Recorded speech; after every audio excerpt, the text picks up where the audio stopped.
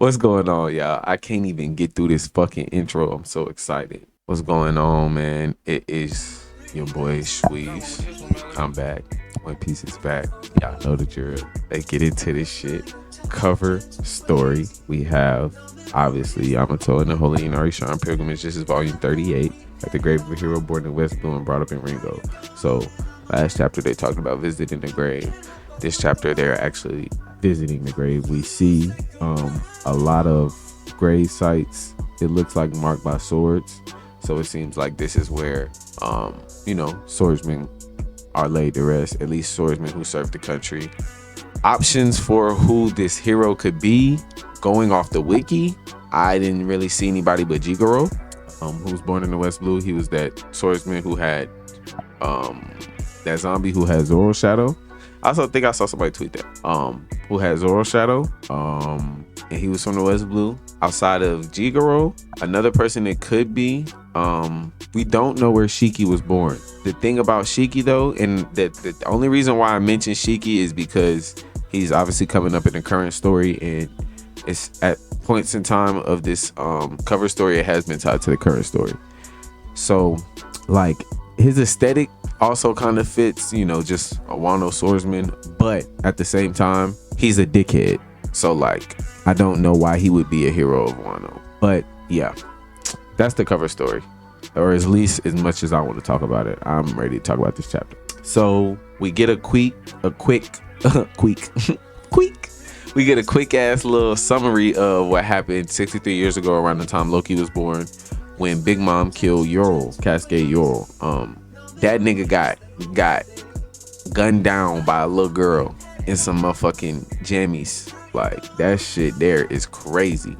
Her name was Charlotte Linlin, a mere human, unless she left a large part of a giant village in ruins.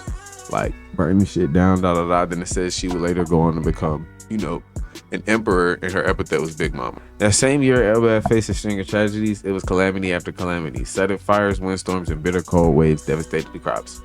I ain't gonna lie, I think Big Mom had something to do with that shit. And even if she didn't, that shit wasn't Loki.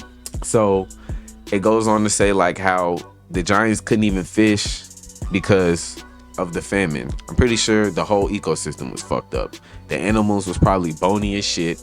The animals was probably all hibernating, hiding some shit. The animals was dying off. They couldn't eat the motherfucking predators couldn't eat the prey. Then the goddamn giants couldn't hunt. They couldn't fish.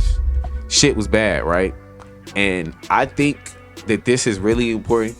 Obviously, there's the whole curse thing, and I really can see. No, I was gonna say I was almost about to sympathize with Esther because she's what comes next. Because I was gonna say like I almost can see why all of these terrible events happening around the birth of your child, combined with the little, I guess, prophecy or whatever about his birth leading to the death of the king, could look like a curse. But at the end of the day, this is still heavily based on her perception of his eyes, when nobody else's perception of his eyes when he was born was anywhere near hers. Like that, you're his mom and you rejected him because of something as superficial as his eyes. So I don't sympathize with this bitch. I do not care. And as further prophecy goes, she probably, let's say she does have, because a lot of people say, what if she has real prophecy powers like Charlie? Okay, let's say she does have real prophecy powers like Charlie, and she did see, the only thing she probably would have seen with the prophecy, which is what they say, is that Loki's death would lead to Harold's death. I mean, Loki's birth would lead to Harold's death. Bitch, that shit could mean so many different things. And if you're really scared of that, you think rejecting the nigga is how you gonna make the prophecy not come true? If he's a child, if his prophecy, if you really believe in all of this shit that you believe in, and his prophecy ends up somewhere, right? And Harold is not even on Elbaf when he's born. You think killing him when he's born, throwing him off the tree is gonna work? You think he's actually gonna die from that? Bitch, do you believe the prophecy or not? Anyways, we go in the room with Esther and she's talking about this is all his fault. This land was cursed because y'all didn't kill that baby. And even now, the servants or whatever, the workers in the castle are like, no, it surely is just a coincidence. Like, they don't believe that shit. Boom. Loki finally makes it back. Oh, I guess he didn't finally make it back because she said y'all didn't kill him. And like, this is like, I guess it's just another day when she's sick. But like, yeah, he's like, I guess in another room of the castle. He comes in, boom, like breaks in the door. He's like, goo goo gaga. He breaks in the door. He just wants to see his mom. He's still trying. After he was rejected the first time, he's still trying again to at least establish a homing beacon. Like in the last chapter when Oda dropped that line, like, about children who were rejected since birth. I forgot what he said about them, and I don't want to misquote, but like, I know that the second half of the quote was children who were rejected since birth, and the first half was just basically alluded to like a fucked up soul. That's because, bro, your mother's touch, your mother's love, like, that's supposed to be your homing beacon for what love is. If you don't have that, like you better hope you got a real good dad. And Harold is a good man, but he's not really a good dad. And we're going to get into that later, but he's not really a good dad. So Loki never had the framework built in his mind, in his, like, he never had the familiar touch of a mother. He never had the framework built mentally, physically, spiritually for what love is supposed to be and what love is. So before he even became a person who could reject the idea of love, he never even grasped the idea of love. Like, you got to think about somebody like Robin. She basically has a mirror to Loki's upbringing, but she has Ovia. They were both like unfairly labeled as devils, demons, cursed childs, monsters, whatever, right? They both were isolated because of it. And it even affected them kind of in the same way. Like, it looks different kind of, but they both grew to push people away because of it. But it looks different because it looks worse with Loki, and that's for, he doesn't even have an Ovia. He doesn't have that. He never had that. So, and we haven't seen that in One Piece. Even the worst, even Big Mom was at least there for her children. They're all grown in good health. Like, you could tell she never dropped them off the fucking, basically the sky as babies. So this nigga is just, man. So then we see it. This shot actually fucked me up. Like, I know it's kind of supposed to be humorous, but it fucked me up. We see like a wide view of the castle, and she said, take it away. Don't ever let that monster near me again. And you know, in cartoons, when like people are yelling so loud that the buildings start bending, the castle is bending from how loud she's yelling. And that's like for humorous effect. But bro, to draw that humorous effect in that moment when she's yelling, calling her child a monster, selling, like, take it away from me, like, oh my god. So they're like, Loki, you have to stay away from your mom's room. And she's like, gouge out those monstrous eyes. Like, she's just wilding, bro. She's saying the most foul shit you can say about your child. Gouge out those monstrous eyes. If left unchecked, his curse will grow till it brings about this nation's collapse. Just wilding. That's your son. Now we get a little like a few descriptive shots and some dialogue just to paint the picture of how bad the famine has gotten. How bad, like, the conditions on Elbaf with all of the windstorms and the cold and the famine, how bad this shit has gotten. So we see a little boy who's hungry. His mom is like, that was the last food we had. And we know Oda likes to do this. We saw it in Wano. We see Oda do this a lot, like, just to paint how bad a situation is. He'll cut to a family and the children aren't being, like, we'll see a child being denied food somewhere. You know what I mean? Like, we will see a kid that is hungry and can't eat. Anyways, we get giant dialogue from two random, I'm gonna call them Random Giant 1 and Random Giant 2. He says, you're going reaving, we could easily steal what we need from the humans. Ain't that how it's always been in Elbaf history? And I think this is really good. I'm gonna stop the dialogue here because the next piece of dialogue is damn near another topic. Related, but another topic. I think this is really important. This conversation is really important because it's showing, like, just, we already know all Harold has had to go through to make this change happen. And it seemed like the Giants were open to making the change, but you could definitely tell it wasn't going to be easy for them. But they've tried their hardest, and now it's being tested to the fullest. And you see some of them are starting to regress. Like it's getting hard to the point where niggas' stomachs is rumbling, niggas not thinking straight because they ain't got no food. Like niggas probably not walking straight, not seeing straight. You know, you get so fucking hungry out, I can't see. Niggas not even seeing straight. Niggas got headaches in this bitch. Like they tweaking out. Like they're tweaking out. They damn near finna eat each other. So I think it's poetic that, not even poetic, just it's nice to see that Harold's new what's the word I'm looking for? His new traditions, I guess. His new culture he was trying to bring to LBAF. None of those were the words I'm looking for, but this one's gonna go with. His new culture and traditions he was trying to bring to LBAF, his new mentality he was trying to bring to the people. It's nice to see that it was checked, because that is leadership. It's not always going to be easy, and the people you're leading ain't always going to agree with the decisions you make.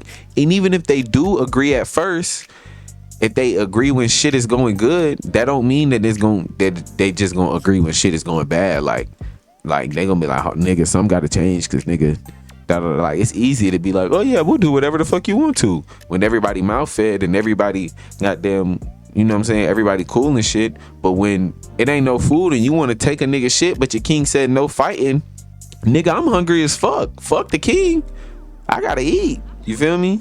So, but we do have other giants who is like, you can see how far some of them have come.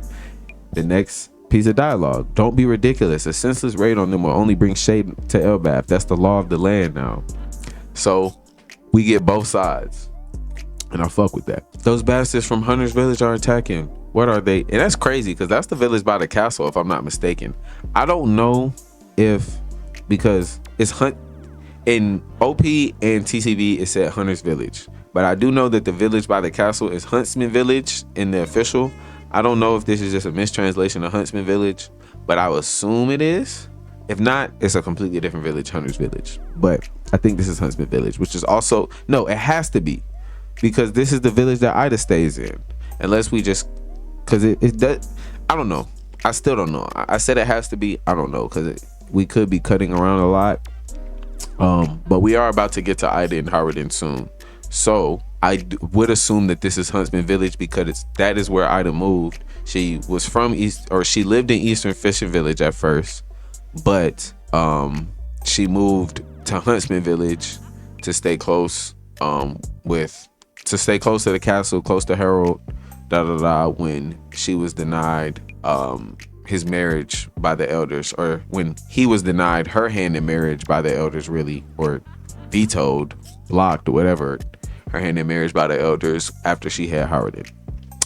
So it talks about how internal struggles, they was happening. Niggas was infighting like shit, which obviously Harold didn't want. He didn't want niggas raiding. He definitely didn't want niggas fucking beating up on each other. And it said these incidents resulted in making the period more severe and bloody. You see an arm on the floor next to an axe full of blood, so that nigga dead as shit.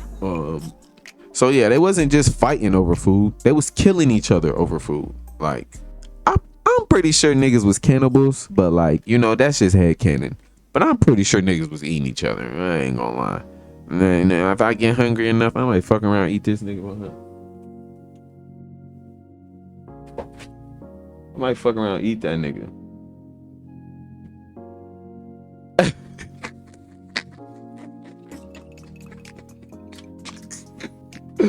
But yeah,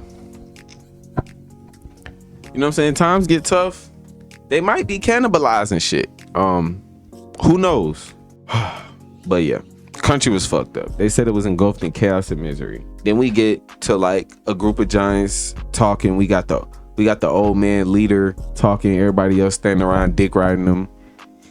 He probably the oldest. He probably got the most combat experience. He like, it's rumors about a little prince born in the castle. That nigga curse. He the reason we broke as fuck and we can't eat. Did y'all niggas know? Who knew? Cause I just found out. The young niggas just came on the block and told me that they heard from a young nigga who know the prince half brother, that the prince half brother mama said that the prince mama said that the prince is cursed.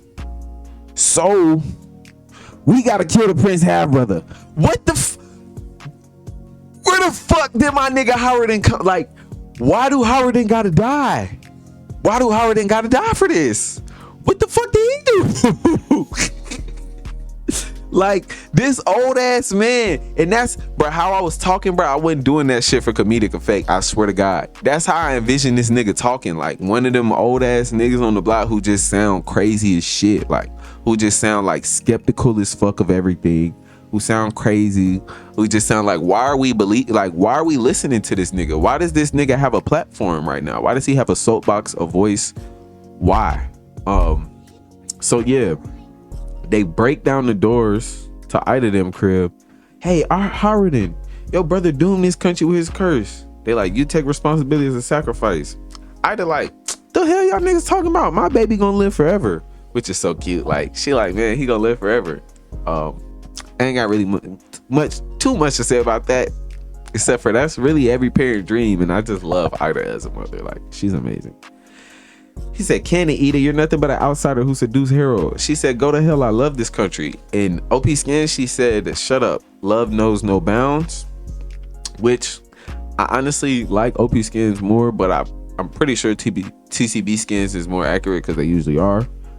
Which I also like that too, because it's like, she's like, before she hated Elbath. Either way, I like it.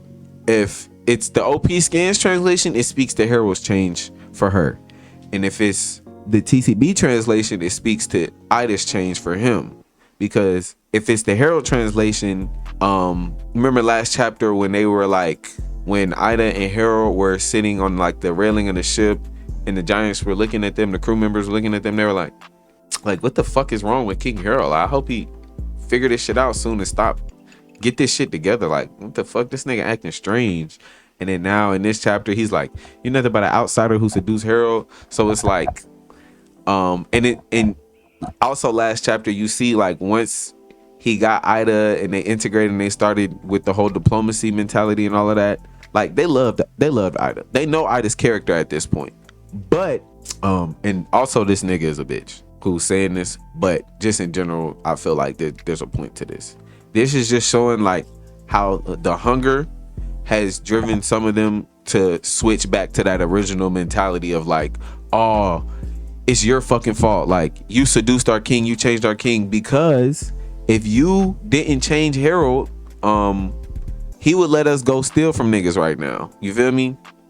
So I think that's cute, because if that's the case, well, with that being the case, in the OP Scans version, she was like, love knows no bounds. So she's basically saying like, Harold can change for me because he loves me. And in this, he's like, you're nothing but an outsider who seduced Harold. Same sentiment with the words towards Ida, but her response, go to hell, I love this country, is like, I changed because I love Harold. Because when we met her, she said, she was basically like, fuck Elbath, you niggas is savages, and you niggas is the reason why everybody thinks we're fucking savages. Like, y'all is niggas and we black people. I'm sorry. Look, y'all is the YNs of the Giants, and I'm not fucking with that. Like, y'all give us a bad name. Like, stop. That's how she viewed them. And Harold was like, we're not as savage as you think. After they helped rebuild like the town where she was with the circus. I think that was the Boont Kingdom. Pretty sure that was the Boont Kingdom. But after they helped rebuild that kingdom and stuff, he was like, yeah, we're not as savage as you think. Like, come back to Elbath with me. She was like, okay, I might have misjudged you. And that was like the wheels starting to turn. And then she came home, she met everybody, and she loves it here. And Howardin is there protecting his mom, or about to try to protect his mom. And King Harold pops out of nowhere. He's like, I'm gonna flatten you. And he does. He literally turns the nigga into like a fucking stack of pancakes. Then Ida is clutching on the King Harold. It's so cute. Look, I don't even. Who? Harold and Ida are still together. Like, niggas be talking about Harold. They be saying some shit about Harold and some other woman. I don't even know what the fuck y'all talking about. What other woman? Who? What other women? I ain't seen her with nobody but Ida. I don't even know what the fuck y'all talking about. So I think that was so cute. She clutching on her man like that. And then Harold comes back and he is just basically like, I don't want you niggas fighting, and y'all know this. He's like, ooh, I don't like this. I don't like how he worded this, bro. And I can't, every time I look at this fucking panel, y'all, I want to look at it a different way. Like, I want to make up some new context in my mind, because I really fuck with Harold. I really do. He might be my second favorite king in the story behind Cobra. Like, I really fuck with this nigga, man. As a king and as a man. But as a dad, bro, I don't like this nigga, man. I don't. Like, why are you mentioning Loki's birth and the recent famine in the same proximity to each other when you know these niggas is breeding distrust based on like a curse, a fake ass curse centered around your son? And the dialogue from last chapter, I don't know, it could be taken as like it could be taken as Harold reacting to like people talking about the curse, like when Loki was first born, and saying like, Harold, he's gonna kill you or whatever. Or it could just be like him just trying the diplomacy thing and the government being dickheads. But he was like, not this shit again, when I believe the narrator was talking about the curse. So last chapter even leads me to believe that he is like that. He is just like the giant who was just talking to Esther, who was like, nah, it's just coincidence. Like, shit ain't no curse. Like, so why are you, why? Like, why? I don't understand. I really don't understand this dialogue, and it's pissing me off, because I feel like maybe I'm missing some nuance. Like, and I feel stupid because I can't look at this shit no other way. And I'm not saying that he had bad intentions by saying this, but like, nigga, think it through. Do you know who the fuck you're talking to right now? You talk to a whole bunch of hungry niggas who think your son is the reason why they hungry. So why the fuck? But at the same time, he is fixing it, because he goes on to say, I got face card now, nigga. I ain't gonna lie. I've been in everybody hood. I've been in everybody hood on everybody block with real killers. You feel me? Niggas know me. They gonna fuck with me. Niggas, they gonna give me peas. But all right, niggas gonna fuck with me. Like, they gonna give me food. They're gonna bring us food. They're gonna bring us rations. They're gonna bring us enough food to fill our giant bellies, our 3 times the size bellies. You know what I'm saying? Not even 3 times the size, hella times the size. But, you know, they're gonna bring us good ass food. You know what I'm saying? So boom, we cut to we see the ships pulling up to get to grab. We see the ships pulling up from the other islands to bring them the food. Harold is like, you know what I'm saying, dig in, you know what I'm saying? Also, he says humans may be small in stature but not will, like while he was telling them about the food. That's beautiful to me, because he's like, bro, do y'all know how much food it take to feed us, nigga? Like, it take a lot of food to feed us. We're huge. We are big. So to load that food, to sacrifice that food, you feel me? To prepare that food to whatever, that is a lot of work. That is a lot of work. That is a lot of dedication. That is will. That is pure will. And we know, like, will is very important in One Piece. Will is everything. So yeah, that was so cute. That was so cute. But Harold, I really like him as a king. I really do. Like, amazing. As a father.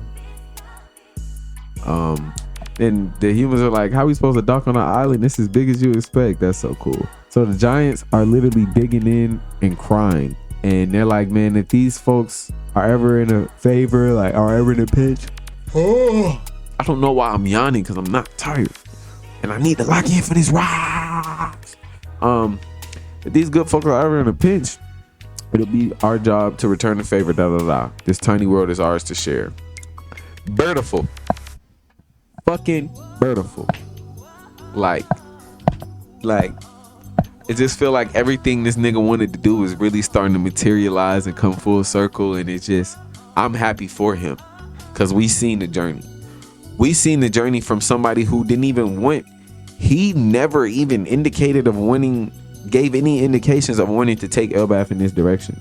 Then we seen the journey of him changing, and it's crazy because it's only been like 2 chapters of his backstory before this one, or maybe 3. But his life is so long that Oda's been able to like put these well-placed like time skips in where it's like, okay, we see a very important event that shifts his mentality or that depicts his mentality, and then we skip, you know what I'm saying? Like, and we can imagine what happens for the skip because we know what type of nigga he is during that skip, because giants are a little bit more stuck in their ways than humans because they live longer. So like, I don't know, man, this flashback is just super tough. Anyways, Estrid, I didn't want to say her name earlier. I tried to act like the bitch didn't exist, but now we have to.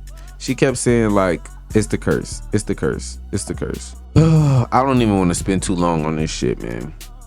Estrid, she kept saying all the way up until she died. Really, she declared that the disasters that struck Elbath were the curse of Loki all the way up until Harold returned. I don't know if this is because she didn't want to say it was that in his presence, because like I said, he seemed visibly frustrated by the whole topic of the curse, or because he kind of fixed the biggest symptom of the curse because he's a good fucking king. But yeah, she stopped whenever he returned.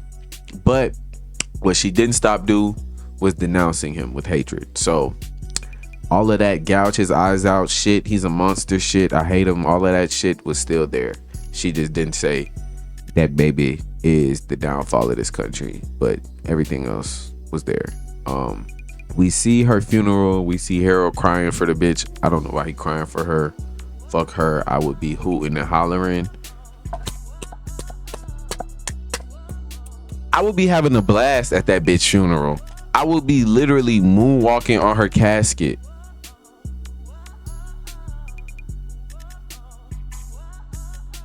Nigga, I will be pookie leaning on her casket. Nigga, I will be doing the jerk on her casket. Can I say that on YouTube? I don't give a fuck. I'm posting it. Naturally, the people believe her passing was part of the curse. Just fucking stupid shit. Just stupid shit. What are we talking about? What the fuck? What are we talking about, man? How? It's a baby. So boom. We see the moment Harold met Loki. The panel where he meets him looks cute. It looks cute, but like, I'm not moved for a few reasons. He looks so happy to see him and stuff, right? But I feel like he not really asking no dad ass questions for real. Not no dad that care. I got a dad that give a fuck. If a nigga told my dad I was born with a condition that affect my eyes, my dad be like, what condition? Like, the nigga didn't act like that. I don't know, that shit was a red flag to me. Like, nigga was just like, okay, cool, I understand, what a pity. Like, it's just cool to you that your baby eyes is covered up with bandages. Like, you don't even at least want to know the specifics of what's going on. Cause it's like, bro, y'all just gonna hide Loki eyes from him, and this dumbass nigga just gonna say, oh, okay, and then just agree with it, and it worked like that. That shit worked. What? So Harold, like, he can't even smile for me. I don't know, bro. This whole shit is stupid. This nigga got bandages over his eyes. 1, 2. Yes, he lost his mother, but like, she was never making him smile. He not smiling because he lost his mother. He not smiling because of who his mother is. And it's like, even if you don't know that, I feel like that's what they about to tell him, unless they lie to him. So only a few months old, Loki had given up on love, which makes sense. It makes perfect sense. Like I said, he's not smiling because who his mother is, and we just talked about this. I ain't gonna go deep into it again, but yeah, he don't have that homie beacon. He don't have that foundation. So Harold says, looking at his face, he says, you sure have a lot of scrapes? And the giant is about to say, no, those are. So he's gonna give him some. Oda doesn't show us the explanation. It's an ellipsis, and then we cut to something else. So we don't know what it is. You feel me? Like, we don't know what that shit is. But we can imagine it's either one of two things: a truth or a lie.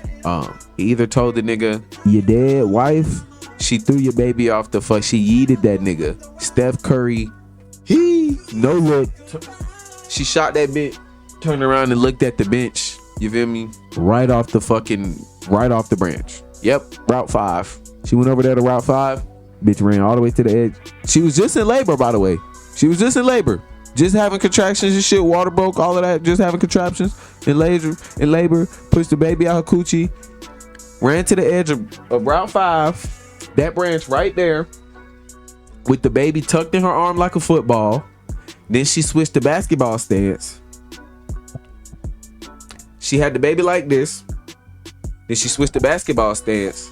Did what I'm saying? I just seen her. So, and it's funny because I just did all that shit talk about Route 5, and we see this was the time where they actually established the routes. Was sometime after this conversation, because that's the next thing it cuts to. But he either told her that, or he told her. He either told her with that, or he told him a lie. And I don't know what lie he would have told him, but something. God damn it, something. But I'm at 42 minutes raw footage, and I don't even think I'm close to rocks. So like that rock shit gonna be a whole nother video. That shit gonna be a whole nother video. I'm gonna keep recording. I'm just gonna split it. Yeah. So yeah, we see them establishing the branches and the routes, and winter is over. Like it seems like it seems like it was a long winter, like in Game of Thrones. Like it was a long winter type shit. Winter is coming. But winter is over. Harold's efforts, they paid off. They're getting the branches built so they can trade back and forth between the villages freely, which opens up so much possibilities, because not only are they now open to bringing ideas in from outside of Elbath and, being more diplomatic and just more conversational, and just more friendly in general when they leave, and, just open to expanding their, like I said again, cultures and traditions with the cultures and traditions of other nations. Now, depending on what village you come back to, you can bring it to another village. So say in the past, random ass example. Say in the past, we have a giant named I said random example. I promise you, this is a random example. I drew this giant for another video. I was gonna talk about time dilation and Tontadas Dosandadas and Zushin Dodos with this. But you know what I'm saying? Welcome to the class. So this is the island. That's the island. That's not Elbath. That's like another island. Well, fuck it. We gonna make that. No, that's not Elbath. This is Elbath. That's the Adam tree. Okay, that's the Adam tree. So,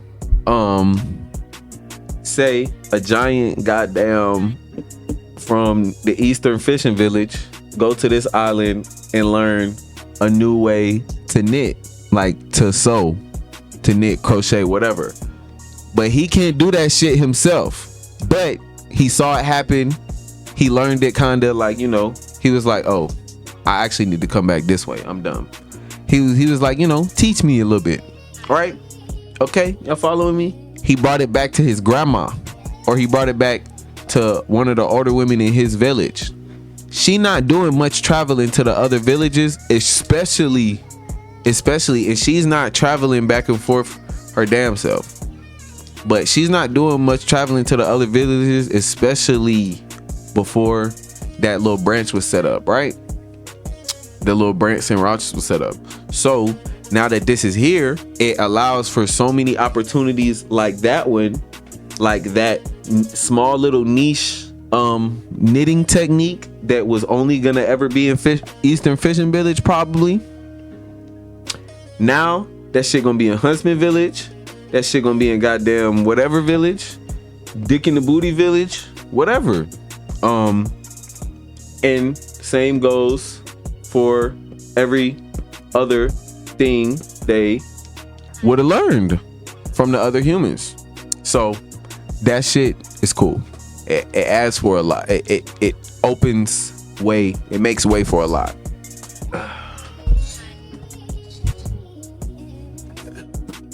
Yo. Yes, sir. Okay. Back to the bullshit, back to the basics, back to the bullshit, back to the basics. Okay. That was a lot. That was a fucking lot. Oh my God, that was a lot. So, we get a narrator bubble that says restoring. Put my goddamn hood back on. I got hood here. Restoring the fractured nation and venturing across the seas continued to be prioritized while other things became an afterthought. Obviously, those other things were this nigga's fucking children. Like I said, bad dad. Estra's older brother was appointed as Loki's personal steward. I will be talking about this in part 2. This is going to be a 2-part video because what the fuck? It's too much. But yeah, we see in this panel foreshadowing what's about to happen later. He calls the nigga a freak. I ain't gonna talk too much about it because we'll talk about that bitch ass nigga later. We cut to the underworld and there's a new bar that's been built, and Howard is like, this the underworld, this the realm of the dead, is dangerous. And she's like, nah, the beast can't come here. The coastline, you know, it keeps this area separated. Like, look at you worrying about me, you're so cute. Like, she's like, I know you got, this is cool. We get to like this cool little tidbit. Don't you have training with Elbow from West Village? It sucks that Harold wasn't training his children hands-on, but this implies that Howardin had, you know, it's crazy.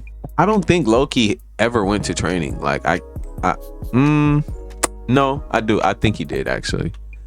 If I was just guessing based on this chapter, I wouldn't think that he ever went to training. But for like his relationship with Ja Rule last chapter leads me to believe that they were familiar enough to have like done something. And the only thing I can really think of would be some training of sorts. But I think that her specifying who he has training with in this moment, instead of just saying, don't you have training? It implies that he trained under multiple different mentors, masters, whatever, when he was younger. So I think that's cool. And it's obvious he was going to have extensive combat training. He is a prince, but yeah, that's cool. So this is, you know, Edith's Tavern is the name of the bar that was just opened up. She's like, anybody can come, like fishermen's, niggas who just pop up on shore, niggas who've been, you know what I'm saying, thrown to the side, pirates. She like, anybody, like, I just want to help Harold. And if she has a place to welcome, and then we saw when the Straw Hats first got there to Elbath, we literally learned that was a problem. A lot of humans don't make it all the way to the sun world, where the giants would welcome them. There's no problem with humans. Like, the giants would welcome them if they came to the sun world, but a lot of humans don't even make it up there because the underworld is so scary and discouraging. And y'all tied up Loki down there. Like, what the fuck? Come on now. Like, y'all want niggas to make it past the underworld, but then y'all tied up the nigga y'all don't want to deal with in the underworld. So it's like, if y'all don't want to deal with him, what the fuck make y'all think humans want to deal with the nigga? But yeah, they told the Straw Hats, they're like, we be wanting more niggas to come up here, but they get discouraged by the underworld. But what Ida's doing to help Harold, she's making the underworld more welcoming. She's giving people a place to come and eat, grab a drink, and talk to a friendly giant before, you know, it's like giant preparation. So now we have a conversation between Ja Rule and Harold. And actually, I'm gonna stop part 1 right here. And I'm gonna start part 2 right now. But yeah, y'all niggas are part 2. Y'all better watch part 2. If y'all made it all the way through part 1 and you don't watch part 2, that's fucking crazy. What the fuck would you sit here and watch and listen to me talk for all these minutes for if you don't want to do it again? Nigga, you signed that contract. Nigga, you here. You gave up your lifespan for devil powers. Nigga, you here. Alright. My eyes is naturally big, so like when I open them like that, like when I'm really looking at y'all, they be getting real big, and I don't give a fuck because that's the vibe I'm trying to portray. But yeah, I'll see y'all niggas in part 2. It's kind of hard to say I'm having one, cause I done gave so many.